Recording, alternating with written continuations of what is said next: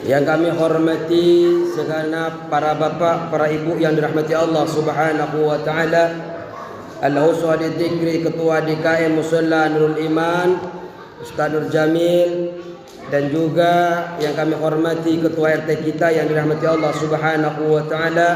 Tidak lupa pula alhamdulillah para ibu-ibu, para ustazah yang tidak bisa kami menyebutkan satu persatu, para jamaah, para sepuh yang dirahmati Allah Subhanahu wa taala. Semoga hadirnya berkumpulnya malam hari ini kita bersama-sama di tempat ini menjadi wasilah diampuni dosa-dosa kita. Amin ya rabbal alamin. Bismillahirrahmanirrahim. Kita ngaji setelah kita membaca maulid, karena di sini bulan maulid. Kita baca maulid, harapannya adalah kita mendapatkan syafaat daripada Nabi kita Muhammad sallallahu alaihi wasallam. Karena tujuan maulid itu adalah memunculkan rasa cinta kita. Memperbanyak maulid berarti memperbanyak salawat kita kepada baginda sallallahu alaihi wasallam. Orang yang membaca salawat satu kali, maka Allah akan membalasnya dengan 10 kali kepada mereka yang suka berselawat. Semoga kita didoakan oleh kaum muslimin di dalam salawat-salawatnya tadi. Karena di dalam salawat itu Allahumma salli ala Sayyidina Muhammad wa ala ali. Di dalam ali itu, kalau kita di dalam kitab Qudruddin disebutkan termasuk keluarga Nabi kita Muhammad itu adalah orang yang beriman kepada Nabi Muhammad. Kita yang hadir pada malam hari ini, ibu-ibu, bapak-bapak yang hadir pada malam hari ini, semuanya beriman kepada Rasulullah sallallahu alaihi wasallam, beriman kepada Allah. Makanya kita karena sudah beriman, kita ini termasuk keluarga baginda Nabi Muhammad sallallahu alaihi wasallam, tapi bukan jalur dari nasab. Jadi karena kita dibilang keluarga Nabi terus mau dipanggil Habib, ya nggak bisa. Atau dipanggil dengan Syarif atau Sayyid, ya nggak bisa. Kita manusia biasa. Baik, bismillahirrahmanirrahim. Kita baca dengan cepat insyaallah. Wa sholatul jamaati, adapun salat berjamaah. Malam hari ini kita akan membahas tentang salat berjamaah. Salat berjamaah itu lirrijali fil faraidi wairil jumu'ati, bagi laki-laki di dalam salat fardu, bukan salat Jumat. Sunnatun muakkadatun adalah sunnah muakkad. Jadi salatul jamaati, salat berjamaah itu hukumnya adalah sunnatun muakkadah, sunnat yang sangat ditekankan.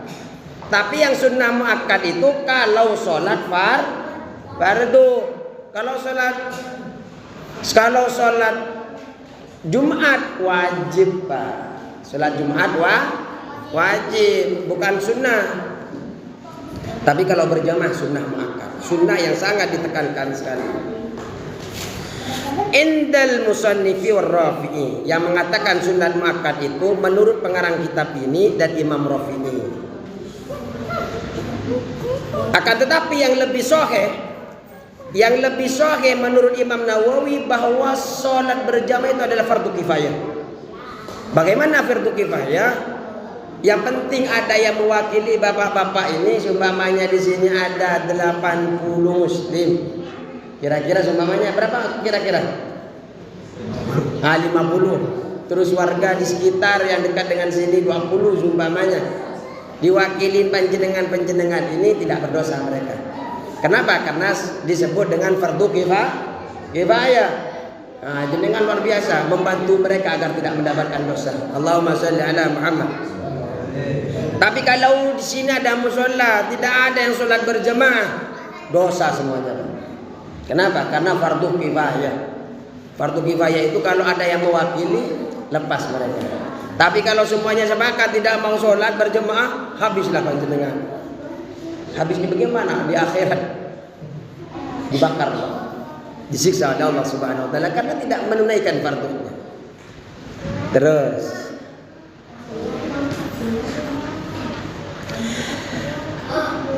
dan juga makmum itu mendapatkan kesempatan jamaah beserta imam di selain sholat Jumat selagi tidak salam, Pak. Selagi imam itu tidak salam. ma'al waktu at-tahiyyat imam, at-tahiyyatul mubarakatus salawatut thayyibatu lillah. Assalamu alayka ayuhan nabi wa rahmatullahi wa barakatuh. Lagi tahiyat, jenengan dari luar masuk, Allahu akbar, langsung duduk. Maka mendapatkan pahala pula pahalanya berjemaah. Selagi imam tidak assalamualaikum, assalamualaikum panjenengan masuk, aduh tidak kebahagiaan sholat berjamaah. Selagi imamnya ya jenengan kalau bisa jangan sampai nunggu salam, Mbak. Datang awal waktu seperti bapak-bapak tadi saya belum datang sudah ngumpul ngerokok. Ya mantap, alhamdulillah. Tahu itikaf biasanya itikaf di dalam, yang lain itikaf di luar semuanya. Tapi tidak apa-apa, tujuannya adalah untuk ngikutin maulid malam hari ini selain ikut kajian fikih. Allahumma shalli ala Muhammad. Perbanyak selawat Pak di bulan ini, perbanyak. Walaupun sebenarnya ada faedah itu sendiri Pak selawat. Faedahnya ya diantaranya kita mendapatkan syafaah yang pertama, yang kedua dipermudah rezeki Pak. Perbanyak bulan ini Rabiul Awal. Terus, tapi bukan sholat Jumat. Kalau sholat Jumat itu Pak, kalau ingin sedikitnya 1 rakaat harus mendapatkan. Kalau sholat Jumat, artinya kalau kurang dari 1 rakaat, kita menjadi makmum masbuk, kita nggak mendapatkan. Contohnya, sholat Jumat itu berapa rakaat? 2. Artinya masih 1 rakaat lagi, 1 rakaat sudah kehilangan, kan masih ada 1 rakaat lagi. Ini jangan sampai terlampaui, terlewati panjenengan. Kalau sudah ruku, sudah sujud, panjenengan datang Allahu Akbar, panjenengan niatnya sholat Jumat, tapi panjenengan sholatnya 4 rakaat Pak. Disebut dalam kitab nawa wala sholla wala nawa. Niat tapi tidak sholat, sholat tapi tidak niat. Maksudnya gimana? Niatnya kan sholat Jumat, tapi karena mendapatkan rokaatnya kurang dari 1, maka dia harus menyempurnakan 4 rokaat. Bisa dipahami ini? Hah? Masuknya tetap sholat Jumat, niatnya Jumat, tapi karena tidak mendapatkan rokaat terakhir, tidak mendapatkan 1 rokaat saja, maka dia harus menyempurnakan 4 rokaat, walaupun niatnya gerakannya zuhur, tapi niatnya adalah sholat Jumat. Jadi datang, imamnya sudah tahiyat Pak. Tahiyat berarti kan sudah terakhir kan? At-tahiyyatul mubarakah. Kan hanya tahiyat terakhir kalau Jumat, karena 2 rakaat.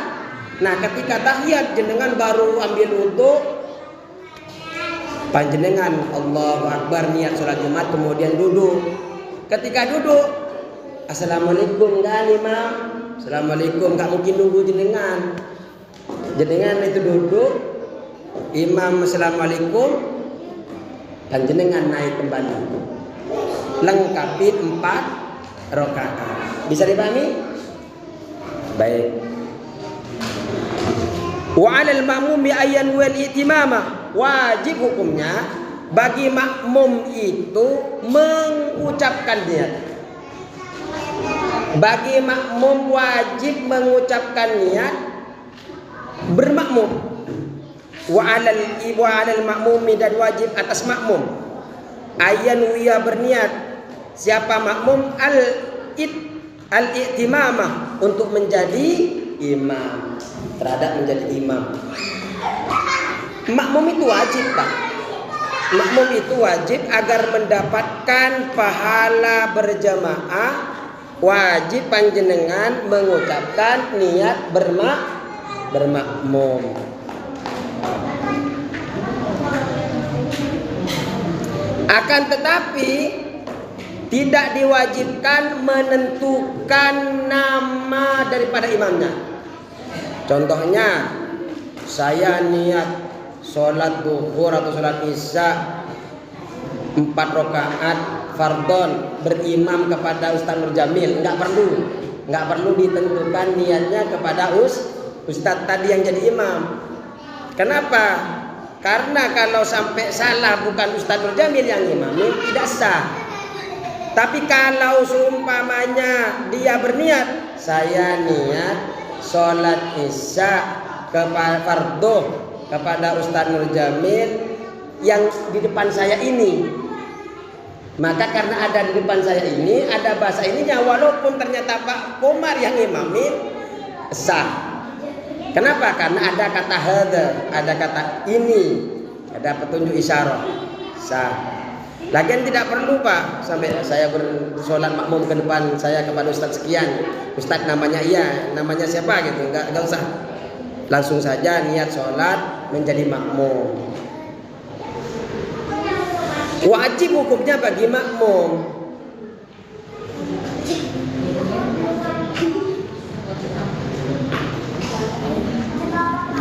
Dunal imami, bukan imam. Dunal imami bukan imam, tidak termasuk imam. Imam tidak wajib Pak. Ustadz Nur Jamil ini ketika menjadi imam tidak wajib mengucapkan niat menjadi imam. Kenapa? Karena begini Pak, kalau Ustadz Nur Jamil tidak menjadi imam, yang penting makmumnya sudah mengucapkan makmum, makmumnya mendapatkan fadilah berjamaah, tapi Ustadz Nur Jamil tidak mendapatkan. Kenapa? Karena tidak mengucapkan imaman, tapi sholat berjamaahnya sah. Yang sah makmumnya tetap bisa ikut berjamaah. Yang imamnya karena tidak mengucapkan menjadi imam, maka dia tidak mendapatkan fadilah menjadi imam. Kalau makmum tadi kan mengucapkan makmum, maka dia mendapatkan fadilah dari sholat berjamaahnya. Tapi kalau tidak mengucapkan, tidak sah sholatnya. Karena tujuan dia bermakmum kepada seseorang kan mengikuti gerakannya dan sebagainya. Kalau imam, kadang kan orang, oh siapa yang nyolek-nyolek saya ini ya? Saya nggak mau menjadi imamnya dia rese kalau di luar umpamanya. Nggak mau ada tendensi pribadi umpamanya. Kemudian dia tidak mau ogah untuk menjadi imam seseorang tersebut, tidak apa-apa, jangan kecil hati untuk imam, untuk makmum. Makmumnya yang penting sudah berniat menjadi makmum, tetap akan mendapatkan fadilah menjadi makmum. Sedangkan imamnya, karena imamnya tidak niat jadi imam, dia tidak mendapatkan fadilah berjamaah. Agar mendapatkan fadilah berjamaah, ya ucapin imam. Karena di dalam kitab Syafi'i kita boleh Pak bermakmum kepada sholat sunnah, boleh. Yang penting kita tidak boleh berjamaah kepada yang beda rukun. Yang beda rukun dan syaratnya. Contohnya sholat zuhur bermakmum kepada sholat jenazah. Ya nggak mungkin, nggak bisa Pak, haram hukumnya juga. Kenapa? Karena rukun dan syaratnya beda. Allahu Akbar, Allahu Akbar. Sedangkan kita Allahu Akbar kalau ruku sampai Allah yang beda kan? Ayo mari kita lanjut.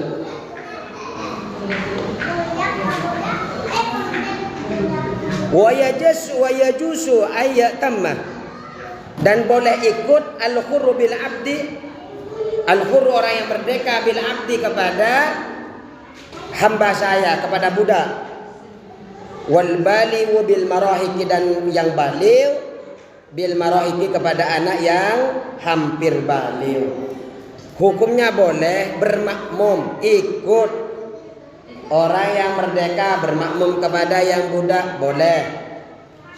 Orang yang baligh seperti kita ini kan baligh semua Pak, bermakmum kepada anak yang hampir baligh. Sering kan panjenengan ketemu di YouTube umur 8 tahun. Berarti kan tidak baligh umur 8 tahun. Karena minimal umur baligh itu 9 tahun. Umur 8 tahun sudah hafal Al-Quran. Umur 7 tahun sudah hafal Al-Quran. Kemudian karena suaranya enak disuruh jadi imam.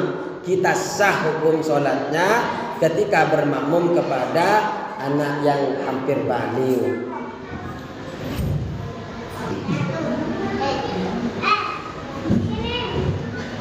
Adapun bermakmum kepada anak kecil yang tidak tamyiz itu tidak bisa membedakan mana kanan, mana timur, mana uang 100.000, mana 10.000. Kalau anak kecil yang belum balik, yang belum tamyiz itu Pak, kalau sukanya uang 1.000 dikasih 10.000 nggak mau Pak, mintanya tetap yang 1.000. Nah anak-anak yang seperti itu nggak sah hukumnya kita jadikan imam walaupun hafal Al-Quran. Kalau belum balik tapi dia sudah tamyiz, umur 8 tahun, umur 7 tahun, boleh kita jadikan imam. Sah hukumnya. Wala tasihu qudwatu rajulin bimra'atin, tidak sah hukumnya mengikuti laki-laki, berimamnya laki-laki kepada perempuan. Tidak boleh. Laki-laki bermakmum kepada perempuan enggak boleh, enggak sah di dalam madhab Syafi'i, karena memang ada kayak di Amerika ada imamnya perempuan, makmumnya laki-laki. Kalau menurut imam kita yang kita ikuti dalam madhab Syafi'i tidak boleh. Juga tidak sah banci. Banci itu punya yang disebut dengan unsa itu Pak, punya alat kelamin dua. Bola kelamin kedua itu unsa itu tidak sah hukumnya laki-laki bermakmum kepada banci, nggak boleh. Ya kalau seumpamanya laki-laki bermakmum, Allahu Akbar, banci yang jadi imam, tahu-tahu watak perempuannya yang keluar pada saat itu, Allahu Akbar. Itu nggak sah. Kalau laki-laki bermakmum kepada banci tidak boleh. Bukan banci-bancian, soalnya kan banyak kadang di jalan sana itu. Yang tahu Pak Komar dekat perusahaannya. Soalnya nanyanya pura-pura ketahuan dari logatnya. Enggak, insya Allah aman beliau insya Allah. Terus juga tidak boleh banci bermakmum kepada perempuan, karena ketika banci itu bermakmum kepada perempuan, yang ditakutkan ketika bermakmum dia datang laki-lakinya. Oh, tahu-tahu syahwat kan kepada perempuan. Ya. Makanya yang kalau perempuan bermakmum kepada banci boleh, karena kalau datang lakinya tetap di depan, ketika datang perempuannya ya tetap di depan, tidak terganggu sama sekali. Wala qari dan tidak sah juga orang yang pintar membaca. Siapa yang dimaksud dengan qari itu? May yuhsinul fatihata, orang yang bagus dalam bacaan Fatihahnya. Tidak sah hukum solatnya orang yang fasih, orang yang qari bi ummiyin, solat kepada ummi, bukan ibu Pak. Ummi ini orang yang tidak bisa membaca Fatihah. Yang disebut dengan ummi di sini adalah orang yang hurufnya tasdid Fatihahnya dilebihkan, tasdid Fatihahnya dikurangkan, waktunya panjang dipendekin, waktunya pendek dipanjangin. Tidak sah. Kalau ada yang pintar membaca Fatihah malah dia jadi imam, yang jadi imam malah tidak fasih, ditambah-tambahkan tasdidnya, ditambah-tambahkan huruf Fatihahnya, tidak sah bagi orang yang bermakmum tadi. Seharusnya yang fasih di depan, yang masih belajar di belakang. Cuma kan di perkotaan susah kadang Pak. Kadang sudah megang mic duluan di depan. Ya kan? Ada kadang tahu duluan. Fatihah belum tepat, pokoknya sekarang saya mau jadi imam tarawih. Ada. Bukan enggak ada. Ada. Terus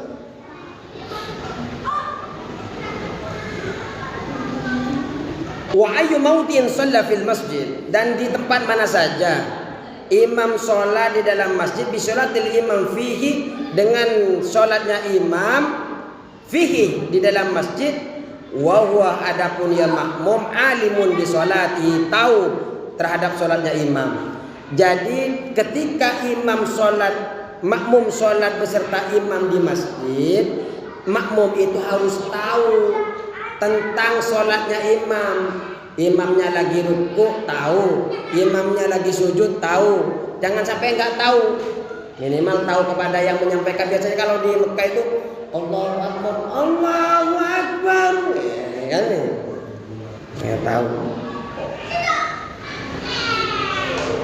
Terus Ketika sudah tahu bisa menyaksikan atau menyaksikan sebagian softnya. Jadi imamnya softnya sudah banyak belakang kan nggak kelihatan imamnya. Minimal ngelihat sebagian soft. Ajza'ahu maka cukup sah hukumnya. Malam yataqaddam alaihi selagi tidak mendahului siapa makmum alaihi atas imam, selagi makmumnya tidak lebih maju daripada imamnya. Ukuran imam sah itu Pak sejajar dengan makmum, imam dengan makmum sejajar itu sah hukumnya. Lagi sholat sejajar, pas sejajar itu sah. Tapi kalau tumitnya lebih maju makmum, hukumnya tidak sah. Karena yang di soft itu Pak, yang lurus itu apa namanya ini? Tumit. Tumit yang mana tumit? Yang diukur tumit, yang harus lurus tumitnya, bukan jempolnya. Ketika sholat, yang di sini ini adalah tumit. Hah? Ya, belakang kaki. Soft itu, yang lurus itu adalah yang dihitung paling belakang adalah tumit. Kalau tumitnya ini lebih maju daripada imam, enggak sah. Terus ya kalau cuma kakinya lebih panjang daripada imam enggak masalah Pak. Yang penting tumitnya jangan. Tahu-tahu panjangnya kayak Pak Adi ini kan panjangnya kakinya panjang Pak. Tahu-tahu dari sini sampai sini panjangnya tumit apa? Kakinya aja panjang. Lebih panjang daripada kakinya imam. Tetap sah, yang penting tumitnya tidak lebih panjang. Nah, terus di dalam tata cara sholat soft itu, apabila makmum nih memulai sholat dengan posisi berdiri, ketika makmum terus dia memposisikan diri berada di sebelah kanan. Kalau makmumnya laki-laki, memposisikan diri di belakang sedikit imam. Di belakang sedikit imam sebelah mana kanan? Ini. Jadi di sini saya imam di sini. Sedikit saja mundur. Apabila terlanjur makmumnya ada sebelah kiri memulainya, maka dia itu harus punya inisiatif untuk pindah ke sebelah kanan. Namun tetap menjaga cara geraknya jangan sampai melebihi 3 kali gerakan. Gerak dikit, berhenti sebentar, gerak lagi, berhenti lagi, gerak lagi sampai punya. Tapi kalau tetap tidak pindah, maka imamnya yang pindah. Caranya gimana? Ambil sebelah kiri, tarik, setelah nyampe kanan, setengah ke sini, tarik begini. Yang dikhawatirkan makmumnya nggak paham fikih, sehingga ditarik malah mau berantem dia. Tarik.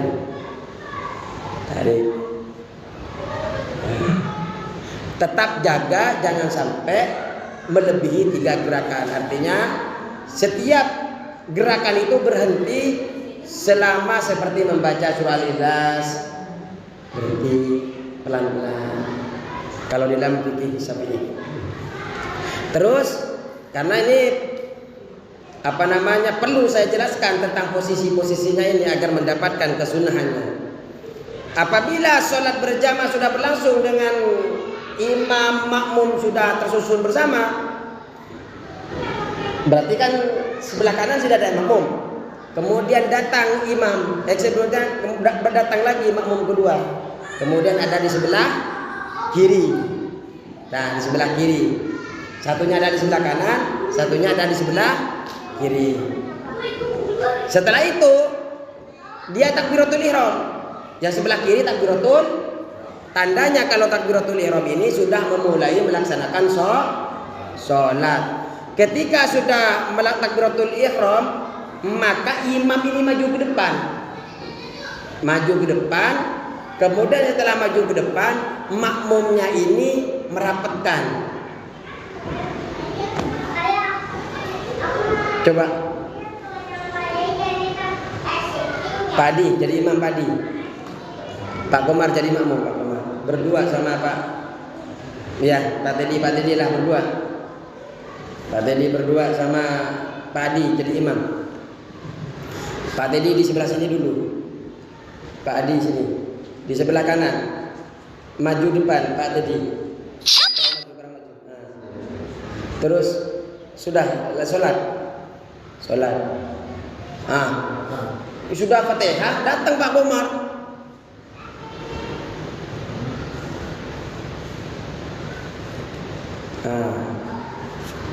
Allah takbir dulu, takbir.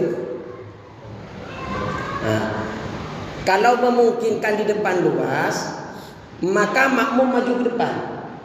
Imam. Ya imam. Makmum maju ke depan.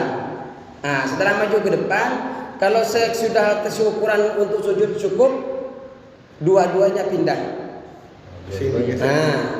Geser. Dua-duanya gitu. Iya, dua-duanya. Enggak yang ini sejajar belakang imam persis gitu. Iya, berarti sejajar. Kalau datang bareng, Enggak, kalau datangnya sendiri atau sendiri. Pertama kan kan ini. Sini. Iya, yang enggak. Ini sudah Fatihah ya. Pak Komar maju. Sudah Fatihah. Jangan berpindah ke dulu imam sebelum makmum takbiratul ihram. Setelah itu baru cara pertama adalah setelah takbiratul ihram, imam maju ke depan, memberikan kesempatan kepada makmum untuk merapatkan shaf. Terus, yang penting jangan saling tabrakan, ntar malah berantem. Ini cara pertama. Cara kedua, maju Pak Komar sama Pak Teddy tetap di situ. Kalau kiranya depan ini sempit untuk maju imam, maka makmum yang mundur ke belakang untuk menuju ke tempat shaf itu. Ini setelah takbiratul ihram, Allahu Akbar. Silakan mundur dua-duanya untuk merapatkan shaf. Untuk mundurnya kakinya kanan dulu atau kiri? Untuk kejenengan ke sini, yang penting merapat ke kanan. Merapat ke sana. Miring gitu, langsung. Miring di sini nggak apa-apa langsung. Yang penting di belakang ada tempat untuk sujud nanti. Jangan sampai melebihi dari 3 kali gerakan. Langkah pertama kaki kanan dulu, kaki kiri. Iya. Bebas kalau sananya. Yang penting bisa merapat ke sana. Intinya adalah bisa ke tengah. Tapi jangan sampai gerakannya kasar, karena walaupun satu gerakan kalau kasar bisa banyak. Satu gerakan, ini kan satu gerakan, tapi kalau loncat begini, ini silatan. Jadi cukup begini. Ini.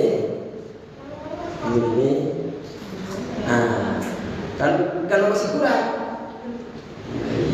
ini kan satu dua gerakan nggak apa-apa. Yang tidak boleh adalah 3. Hukumnya tidak sah. Tapi kalau misalnya tadi kan sejajar berdiri, misalnya sendiri.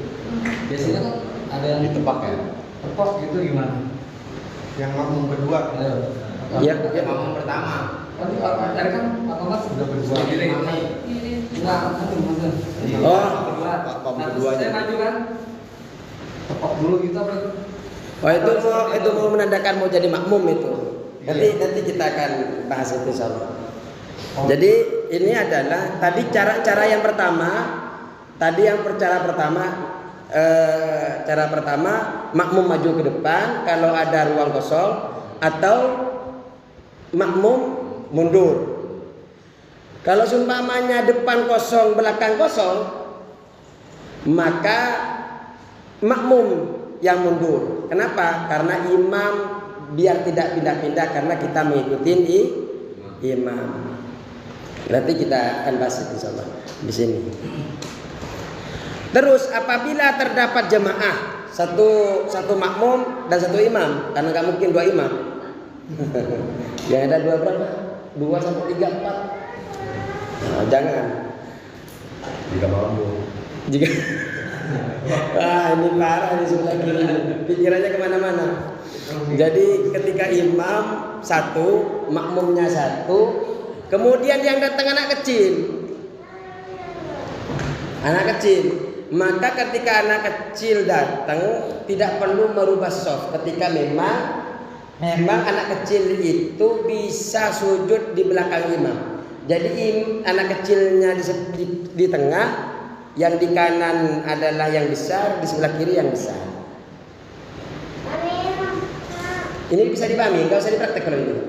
Jadi Pak Teddy, Pak Komar datang bawa anaknya, bawa anak kecil. Jadi yang anak kecil itu langsung ditaruh di tengah, langsung Allahu Akbar, tidak usah merubah shaf.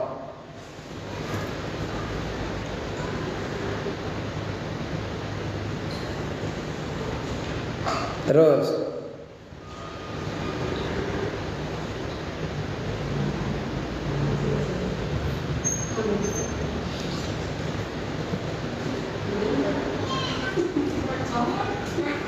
jadi apabila tadi itu jemaah makmum, namun yang dua orang laki-laki dewasa secara bersama, maka keduanya langsung menjadi makmum, langsung buat shaf. Kalau datang berdua, kalau datang satu-satu kan, nah itu. Kalau yang ditepuk tadi ada dua makmum, makmumnya satu, tapi dia datang. Itu mungkin makanya begini. Seharusnya kita ini kan kalau jadi makmum yang datang belakangan harus memperkeras takbirnya. Allahu Akbar. Jadi langsung, kenapa memperkeras? Memberitahu imam kalau kita sedang bermakmum di belakang baru datang, dan juga memberitahu kepada imam sebelah. Sebenarnya kalau imam sebelah kan tahu. Nah, ketika sudah sejajar begini, itu kan mundur bareng-bareng. Seharusnya. Nah, tapi kebanyakan karena dia tidak mengkaji, dia malah buat short terakhir. Anak nasi kode.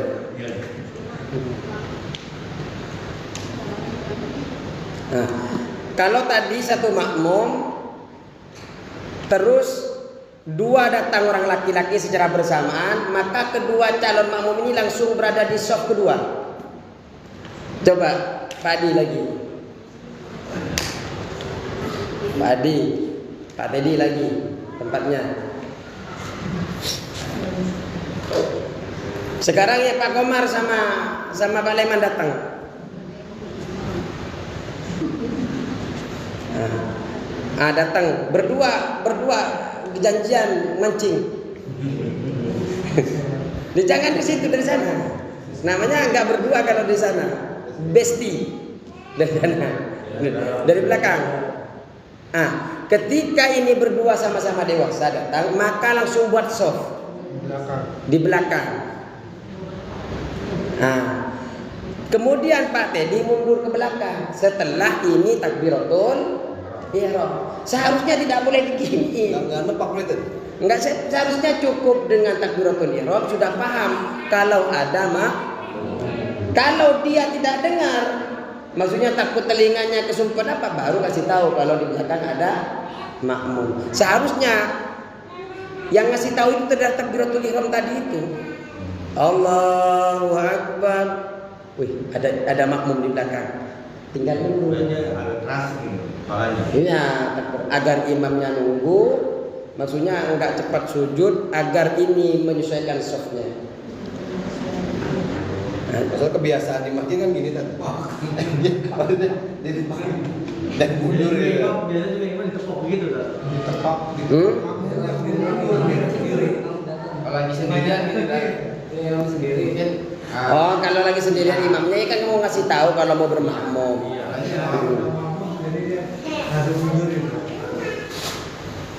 Terus apabila yang menyusul dalam sholat jemaah tersebut terdiri dari laki-laki dewasa, anak-anak, maka yang diprioritaskan adalah imam laki-laki, baru di belakang anak-anak.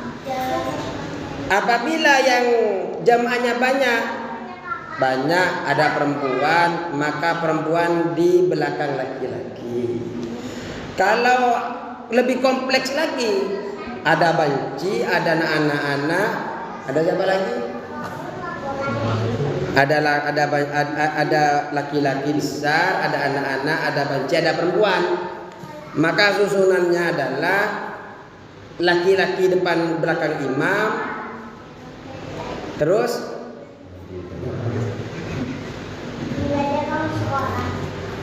anak-anak, terus banci, terus perempuan. Jadi bancinya ditaruh tetap di depan. Nah, yang tadi kita bahas itu semuanya sunnah, selagi tidak lebih maju daripada imam. Kalau tidak mengerjakan, apabila tidak mengerjakan, tetap sah tapi makruh. Sholatnya tetap sah tapi makruh. Contohnya laki-laki sholatnya sebelah kiri, sah cuma makruh. Kalau perempuan telanjang, perempuan atau orang telanjang nggak punya baju seumpamanya, maka kalau bermakmum perempuan di belakang. Kalau di dalam kitab Taqrib Syadidah lurus dengan imam. Juga lagi telanjang, laki-laki seumpamanya di belakang, jangan di pinggirnya kalau lagi telanjang. Ya namanya juga nggak punya baju kadang-kadang. Ayo terus. Wa in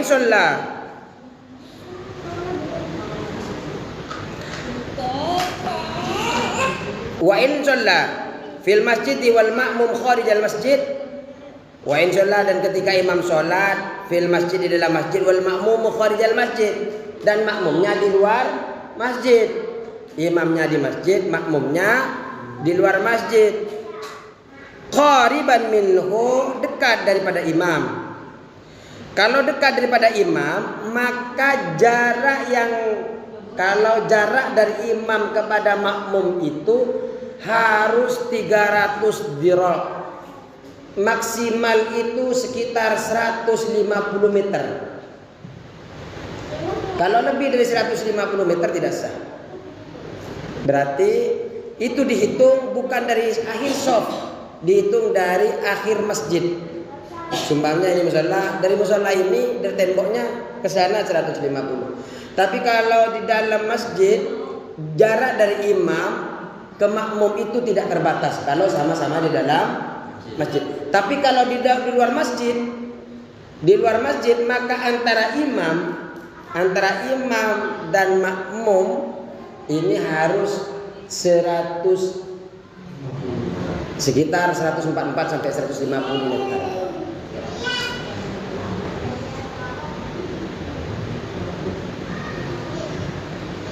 Terus wawa, adapun makmum ini alimun bi sholatihi, mengetahui tentang sholatnya, syarat sholatnya imam. Kalau tidak mengetahui sholatnya imam, tidak bisa sah. Minimal tahu kepada yang menyampaikan, mubaligh tadi, baligh yang menyampaikan kan. Biasanya kan ada kalau di Mekah itu Allahu Akbar, Allahu Akbar, biasanya seperti itu.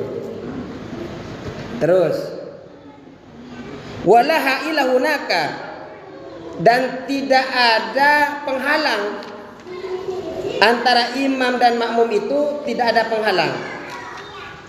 Kalau ada penghalang, sekiranya makmum mau datang kepada imam, itu tidak sah hukumnya.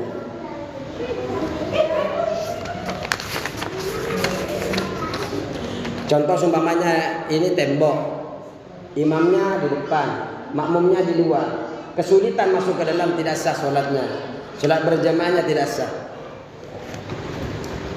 Makanya hati-hati kalau ini nanti besar, lubang pintu itu taruh paling depan, jangan taruh di tengah, agar nanti takut di sini kan, takutnya siapa tahu diwakafkan ke masjid kan, karena masjid ke sana sudah beda wilayah, di sini perumahan sudah luas. Kalau mau bangun pintu di sini, agar makmum yang ada di luar bisa gampang masuk untuk menuju kepada imam. Sehingga karena kalau sampai mau pergi ke imam, ada belok-belokan, dia memindahkan badannya tidak menghadap kiblat, itu akan membatalkan sholatnya. Kan yang dua membuat resah imam dan makmum itu ketika berjauhan, makmum bisa datang kepada imam tanpa merubah posisi badannya ketika menghadap kiblat. Kalau tidak bisa datang, nggak bisa sholatnya. Terus walaha ila hunaka jazah, dan tidak ada penghalang di sana jazah, maka boleh mengikuti imam walaupun ada di masjid, makmumnya di luar. Cukup sekian ya, kasihan ibu-ibu yang sudah menunggu. Udah ngantuk anak-anaknya juga. Kalau anak-anaknya kayaknya nggak ngantuk, ibu-ibunya yang ngantuk. Cukup sekian, semoga berkah selalu. Kita baca doa maulid dulu ya.